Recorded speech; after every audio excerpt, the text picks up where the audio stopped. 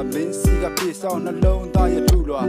အားမရှိတော့လို့ယူမှုချစ်ခဲ့တော့မင်းလေးတွေ့အချိန်ထားတဲ့မနဲ့ရောက်တော့အရှိကလည်းတင်ပြေးထွက်အချင်းလေးဆက်မင်းအလားမငေးရင်တက်မင်းသားကိုကောက်လိုက်တဲ့ဘဝပတ်သူပြေးပြေးဆက်မနဲ့တော့6နာရီသူလာမဲ့လိုင်းကလည်းချိုးဆောင်ပြီးတဲ့သူကိုတွေ့လက်လက်ပြအသွားလေးကိုလည်းမစိုးတော့လောက်သူချင်းတော့ပြီးကဆွဲလက်ထဲကပန်းလေးပန်းပြီးလိုက်တယ်ချက်တုံးတုံးနဲ့သူထွက်ကပြေးနောက်ကလည်းပြန်ပြေးလိုက်အချမ်းပြေးလိုက်တဲ့ကောက်ကဘသူလဲသိတော့မရှိတော့ဘူးနှလုံးသားရဲ့ဦးရင်ကိုကျင်တာပန်းလေး